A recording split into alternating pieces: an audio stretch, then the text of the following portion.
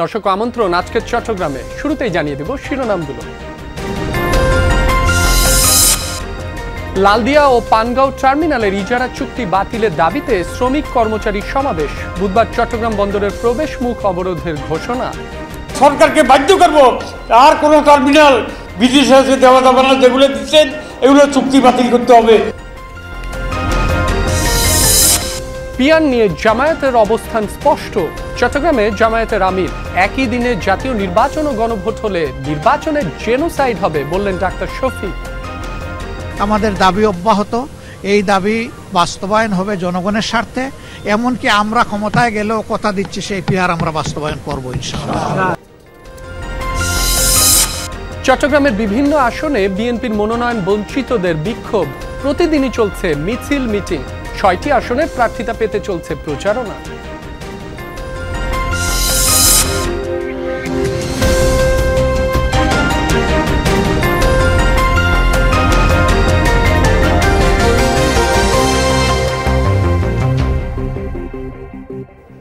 এতক্ষণ শিরোনাম দেখছিলেন, আপনাদের সাথে আছি মাসুম রাব্বি। চট্টগ্রাম বন্দরের লালদিয়া টার্মিনাল বিদেশিদের কাছে ইজারা চুক্তি বাতিলের দাবিতে চট্টগ্রামে সমাবেশ করেছে শ্রমিক কর্মচারী ঐক্য পরিষদ। বুধবার ৩ ঘন্টা বন্দরের প্রবেশ মুখ অবরোধের ঘোষণা দিয়েছেন নেতারা। হুমকি দিয়েছেন দাবি আদায় না হলে আরো বড় কর্মসূচি আসবে। লালদিয়া ও পানগাঁও টার্মিনালের ইজারা চুক্তি বাতিল এবং এনসিটি সহ চট্টগ্রাম বন্দরের সব টার্মিনালে একে একে বিদেশি অপারেটর নিয়োগ বন্ধের দাবিতে সকালে চট্টগ্রাম প্রেস ক্লাবে এই কনভেনশনে যোগ দেন শ্রমিক কর্মচারীরা। যে কোনো মূল্যে চট্টগ্রাম বন্দর রক্ষার ঘোষণা দেন তারা। আগামী ২৬ নভেম্বর সকাল ১০টা থেকে ১টা পর্যন্ত চট্টগ্রাম বন্দরের সকল প্রবেশমুখ অবরোধ ও জেলায় বিক্ষোভ কর্মসূচির ঘোষণা করেন। টার্মিনাল বিদেশিদের কাছে আরেকটা টার্মিনাল যদি দিয়ে দেয় তাইলে চট্টগ্রাম বন্দর থাকবে না। বন্দরনগরীতে আপনারা আসছেন, বন্দরনগরী বলতে পারবেন না। সরকারকে বাধ্য করব আর কোনো টার্মিনাল বিদেশে দেওয়া যাবে না, যেগুলো দিচ্ছেন এগুলো চুক্তি বাতিল করতে হবে। আন্তর্জাতিক টেন্ডার ছাড়া অস্বচ্ছ প্রক্রিয়ায় নিজেদের পছন্দের বিদেশি কোম্পানির হাতে বন্দরের টার্মিনাল তুলে দেওয়ার এখতিয়ার অন্তর্বর্তী সরকারের নেই বলে মন্তব্য করেন শ্রমিক নেতারা। বন্দর নিয়ে ছিলিমিলি খেলা চলবে না, চট্টগ্রামকে বিদেশিদের হাতে তুলে দেওয়া চলবে না, বাংলাদেশকে অনিরাপদ করার ব্যবস্থা করা যাবে না। আমাদেরকে আজকে সচেতন হতে হবে যে আমাদের এইভাবে চট্টগ্রামের সন্তান হয়ে চট্টগ্রামকে আজকে শেষ করে দেবে, এটা হয় না। আগের সরকারও কথা রাখে নাই, ফ্যাসিস্ট হয়ে বিদায় নিয়েছিল। কথা আপনাদেরকে রাখতে হবে। স্টপ মানে ফুল স্টপ, আপনি এখানে থেমে যান। এই প্রক্রিয়া কোনোভাবে বরদাস্ত করা হবে না, মানে হবে না। দেশীয় প্রতিষ্ঠানগুলোর সক্ষমতা বৃদ্ধি না করে বিদেশি অপারেটর নিয়োগের যৌক্তিকতা নিয়ে প্রশ্ন তোলেন শ্রম সংস্কার কমিশনের চেয়ারম্যান। চট্টগ্রাম বন্দর সহ বাংলাদেশের বন্দর ব্যবস্থাপনা আন্তর্জাতিক মানের হবে এবং সেই আন্তর্জাতিক মানের হওয়ার জন্য আমরা যে পরিচালনা করব সেখানে যদি কারো কাছ থেকে প্রশিক্ষণ নিয়ে আসতে হয় সেখান থেকে প্রশিক্ষণ নিয়ে আসবো। আমার দেশের প্রতিষ্ঠান তৈরি হবে যে প্রতিষ্ঠান থেকে অন্যরাও প্রশিক্ষণ নিয়ে যাবে। জুবাইদ ইবনে শাহাদাত, যমুনা নিউজ, চট্টগ্রাম। একই দিনে জাতীয় নির্বাচন ও গণভোট হলে তা নির্বাচনের জেনোসাইড হবে বলে মন্তব্য করেছেন জামায়াতের আমির ডাক্তার শফিকুর রহমান। বিকেলে চট্টগ্রাম নগরীর প্যারেড মাঠে সাংবাদিকদের প্রশ্নের জবাবে এ কথা বলেন তিনি। এ সময় তিনি আরও বলেন, পিয়ার নিয়ে জামায়াতের অবস্থা স্পষ্ট, যা ক্ষমতায় গেলে বাস্তবায়ন করা হবে। নির্বাচন না হলে দেশ গভীর সংকটে পড়বে উল্লেখ করেন জামায়াত আমির। ক্ষমতায় থেকে অনেকে জনগণের সম্পদ লুট করে নিজেদের পকেট ভারী করায় জনগণের ভাগ্যের পরিবর্তন হয়নি। ক্ষমতায় গেলে সবার আগে ভঙ্গুর শিক্ষা ব্যবস্থা ঢেলে সাজানোর কথা জানান তিনি। বিকেলে নগরীর আকবর শাহ এলাকায় একটি মাহফিলে যোগ দিবেন তিনি।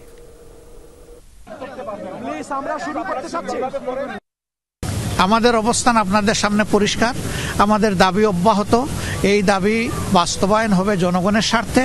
এমনকি আমরা ক্ষমতায় গেলেও কথা দিচ্ছি সেই পিয়ার আমরা বাস্তবায়ন করবো ইনশাআল্লাহ। নির্বাচনের দিন গণভোট হলে নির্বাচনের জেনোসাইড হওয়ার সম্ভাবনা আছে। একদিকে চট্টগ্রামের বিভিন্ন সংসদীয় আসনে চলছে বিএনপির মনোনয়ন বঞ্চিতদের বিক্ষোভ। প্রতিদিনই চলছে মিছিল, সমাবেশ, সড়ক অবরোধ। অন্যদিকে যে ৬টি আসনে প্রার্থী দেয়া হয়নি সেখানে প্রচারণায় সরব মনোনয়ন প্রত্যাশীরা। চলছে কেন্দ্রের দৃষ্টি আকর্ষণের চেষ্টা। কর্নেলহাট থেকে বড় দারোগার হাট পর্যন্ত প্রায় ৬৭ কিলোমিটার দীর্ঘ চট্টগ্রাম ঢাকা মহাসড়কের পাশে মানববন্ধন করেন বিএনপি ও অঙ্গ সংগঠনের নেতাকর্মীরা। বিএনপির চেয়ারপারসনের উপদেষ্টা আসলাম চৌধুরী ১৭ বছর ধরে হামলা মামলা জেল জুলুমের শিকার দাবি করে তাকে চট্টগ্রাম ৪ আসনে বিএনপির মনোনয়ন দেওয়ার দাবি জানান তারা।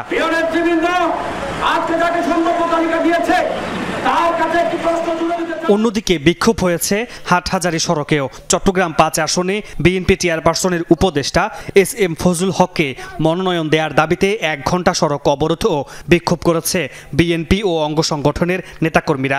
তা না হলে আরও কঠোর কর্মসূচির হুঁশিয়ারি দেন। ফতেহাবাদ স্কুলের সামনে সমাবেশের পর বের করেন গণমিছিল। অবরোধের কারণে সড়কে দীর্ঘ যানজট সৃষ্টি হয়। এর আগে চট্টগ্রাম ১৩ আসনে বিএনপির প্রার্থী সরওয়ার জামাল নিজামের পরিবর্তে দক্ষিণ জেলা বিএনপির সদস্য সচিব হেলাল উদ্দিনকে মনোনয়ন দেওয়ার দাবিতে বিক্ষোভ মিছিল ও সমাবেশ করে স্থানীয় বিএনপির নেতাকর্মীরা। একদিকে মনোনয়ন বঞ্চিতদের অসন্তোষ বিক্ষোভ, অন্যদিকে চট্টগ্রামে যে ৬টি আসনে এখনও প্রার্থী ঘোষণা করা হয়নি সেসব আসনে সরব মনোনয়ন প্রত্যাশীরা। শনিবার বিকালে নগরীর আগ্রাবাদে ব্যাপক গণসংযোগ করেন চট্টগ্রাম ১১ আসনে মনোনয়ন প্রত্যাশী বিএনপির আন্তর্জাতিক বিষয়ক উপকমিটির সদস্য ইসরাফিল খসরু। ৩১ দফার পক্ষে লিফলেট বিতরণ করেন তিনি। আমরা মাঠ ছেড়ে যাই নাই, শত প্রতিকূলের মধ্যে মাঠ ছেড়ে যাই নাই, আমাদের নেতা কর্মীরা যায় নাই, নির্যাতন নিপীড়নের পরেও যায় নাই। জনগণের প্রতি যে অঙ্গীকার একটা রাজনৈতিক দলের থাকে তার শতভাগ পূরণ করেছে আমরা বাংলা জাতীয়তাবাদী দল। মামুন রশিদ অভি, যমুনা নিউজ, চট্টগ্রাম। চট্টগ্রামে ব্যতিক্রমধর্মী বন্যপ্রাণী জাদুঘর যেন এক অপার বিস্ময়, যেখানে সংরক্ষিত আছে বিলুপ্তপ্রায় ও দুর্লভ ৭৪ প্রজাতির ১২০টি মৃত প্রাণী। বাঘ, হরিণ, সাপ, পাখি কি নেই। সংরক্ষণ করা হয় বিশেষ পদ্ধতিতে। ৪৭ বছর আগে প্রতিষ্ঠিত জাদুঘরটি সবার জন্য উন্মুক্ত। সাইদুর রশিদ ইভানের তোলা ছবিতে জোবাইদ ইবনে শাহাদাতের রিপোর্ট। বাঘশাবক দুটি দেখে মনে হতে পারে জীবন্ত, যেন গভীর নিদ্রায় শায়িত। তবে দুটোই মারা গেছে ২৬ বছর আগে। ১৯৯৯ সালে চট্টগ্রাম চিড়িয়াখানায় মাত্র ৩ দিন বয়সে মৃত্যুর পর সংগ্রহ করে বাংলাদেশ বন গবেষণা ইনস্টিটিউট। এরপর স্থান হয় বন্যপ্রাণী জাদুঘরে এই বয়ামের ভেতর। শুধু তাই নয়, চিত্রা হরিণ, সজারু, দুর্লভ মিঠা পানির কুমির, বিষাক্ত গোখরা ও দুমুখ সাপসহ ৭৪ প্রজাতির ১২০টি মৃত প্রাণী সংরক্ষিত আছে এই জাদুঘরে। আছে কালিম, লক্ষ্মীপেঁচা, লালবুক টিয়াসহ বিভিন্ন প্রজাতির পাখিও। ভবিষ্যৎ প্রজন্মের জন্য স্মৃতিচিহ্ন রাখতে বিলুপ্তপ্রায় ও দুর্লভ মৃত পশু পাখি সংগ্রহ ও সংরক্ষণে ১৯৭৮ সালে চট্টগ্রামে অভিনব এই জাদুঘর প্রতিষ্ঠা।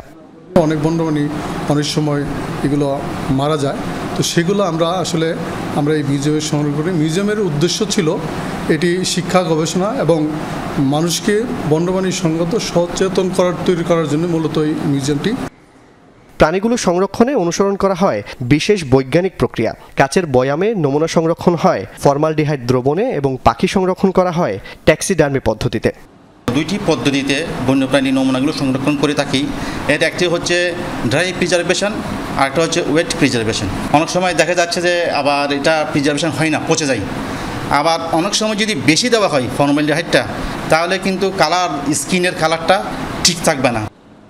দেশ বিদেশের গবেষকদের পাশাপাশি দেখতে আসেন বিভিন্ন স্কুল, কলেজ ও বিশ্ববিদ্যালয়ের শিক্ষার্থীরা। সর্বসাধারণের জন্য এটি উন্মুক্ত।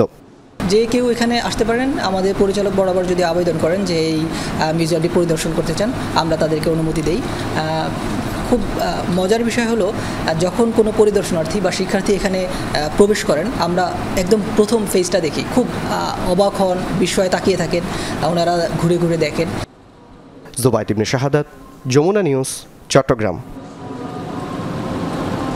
পণ্যবাহী ভারী যান চলাচলের শৃঙ্খলা আনতে এবং পার্কিং সংকট দূর করতে চট্টগ্রামে প্রস্তাবিত ট্রাক টার্মিনাল দ্রুত নির্মাণের দাবি জানিয়েছে পরিবহন মালিকরা। সকালে অফিসার্স ক্লাবে চট্টগ্রাম জেলা truck, covered van and mini truck মালিক গ্রুপের অভিষেক অনুষ্ঠানে এ দাবি জানান তারা। পাশাপাশি ফিটনেসের নামে হয়রানি এবং সড়কে চাঁদাবাজি বন্ধের আহ্বান জানান। অনুষ্ঠানে পরিবহন মালিক শ্রমিকদের জন্য কল্যাণ ট্রাস্ট গঠনে প্রশাসনের সহযোগিতার কথা জানান চট্টগ্রামের অতিরিক্ত জেলা প্রশাসক শরীফ উদ্দিন। অনুষ্ঠানে অতিরিক্ত পুলিশ সুপার, সমিতির সভাপতি, সম্পাদক এবং শ্রমিক ফেডারেশনের নেতারা উপস্থিত ছিলেন। পাহাড়ে এই প্রথম অনুষ্ঠিত হলো আন্তর্জাতিক আলট্রা ট্রেইল ম্যারাথন। মনোরম পরিবেশে উঁচু পাহাড়ি পথ, জঙ্গল আর লেকের ধারে দৌড়ে মুগ্ধ 150 দৌড়বিদ। পার্বত্য অঞ্চলের সৌন্দর্য এবং সংস্কৃতি তুলে ধরতেই এই আয়োজন বলে জানান উদ্যোক্তারা। খাগড়াছড়ি জেলা সদর থেকে প্রায় 18 কিলোমিটার দূরে পানছড়ির মায়াবিনী লেক থেকে শুরু হয় আলবার্টস আলট্রা ট্রেইল ম্যারাথন। অংশ নেন দেশের বিভিন্ন প্রান্ত থেকে আসা 150 জন দৌড়বিদ। উঁচু নিচু পাহাড় আর মনোরম পরিবেশে মুগ্ধ তারা। মায়াবিনী লেকের পাশে, উঁচু পাহাড়ের বনের ভিতরে আমরা কেন আসছি? এখানে আমরা দৌড়াতে আসছি। বা ঢাকার বাইরে এরকম একটা জায়গায় এসে এরকম একটা ফেস্টিভ ভাইবে অংশগ্রহণ করতে পারা আসলে সত্যিকার অর্থে একটা মনোমুগ্ধকর ব্যাপার। বাংলাদেশের প্রথম ইউটিএমবি ITRI অনুমোদিত রেস এবং আমার খুব ভালো লাগছে। ঢাকায় রেগুলার রান করি, বাট এটা হচ্ছে ফার্স্ট টাইম আমরা একটা ট্রেইল ম্যারাথন অংশগ্রহণ করতেছি, যেটা কি হচ্ছে international. UTMB index and international trail running association থেকে স্বীকৃত এই ইভেন্ট আয়োজন করে রান বাংলাদেশ। 750 জন আবেদনকারীর মধ্য থেকে বাছাই শেষে 150 জন সুযোগ পান ম্যারাথনে। সবসময় রানার্সদেরকে চেষ্টা করি যে একটা ডিফারেন্ট কিছু প্রোভাইড করতে। সেই জায়গা থেকে আমরা এই শহরের গণ্ডি পার হয়ে আজকে আমরা পাহাড়ে এসে সেই ট্রেইল ম্যারাথন আয়োজন করছি। এইটা একটা চ্যালেঞ্জের ব্যাপার সবসময়ের জন্যই, কারণ এখানে হিউজ লজিস্টিক ম্যানেজমেন্টের ব্যাপার আছে। তো আমরা এগুলো সব চ্যালেঞ্জ ফেস করে আজকের এই প্রোগ্রামটা অর্গানাইজ করতে পারছি। পাহাড়ের অপরূপ সৌন্দর্য এবং এই জনপদের মানুষের জীবনযাপন, সংস্কৃতি তুলে ধরতেই এই আয়োজন বলে জানান উদ্যোক্তারা। কৃষ্টি, কালচার, ওনাদের সংস্কৃতি, এই জিনিসটাকে আসলে আমরা তুলে ধরতে চাচ্ছি। আমাদের রানারদের যারা আসছেন দেশের বিভিন্ন প্রান্ত থেকে, তাদের মাঝে তুলে ধরতে চাচ্ছি আর কি। আন্তর্জাতিক এই ম্যারাথনে media partner Jamuna television. Mamun Nur Toufi, Jamuna news. শিক্ষা, চিকিৎসা, গৃহ নির্মাণ সহ বিভিন্ন খাতে সুবিধাবঞ্চিতদেরকে আর্থিক অনুদান প্রদান করেছে প্রবাসী কল্যাণ সংস্থা। এই উপলক্ষে চট্টগ্রামের মিরসরাইয়ের বারোইয়ারহাটে আয়োজিত অনুষ্ঠানে বক্তারা জনকল্যাণের সংগঠনের গৃহীত বিভিন্ন পদক্ষেপ তুলে ধরেন। সুবিধাবঞ্চিতদের সহায়তায় মানবিক কার্যক্রম আগামীতে অব্যাহত রাখার কথা জানান উদ্যোক্তারা। পরে 300 জনকে অর্থ সহায়তা প্রদান করা হয়। এ সময় সংস্থার সভাপতি ফখরুল ইসলাম খান সহ উপদেষ্টা এবং অন্যান্য কর্মকর্তারা উপস্থিত ছিলেন।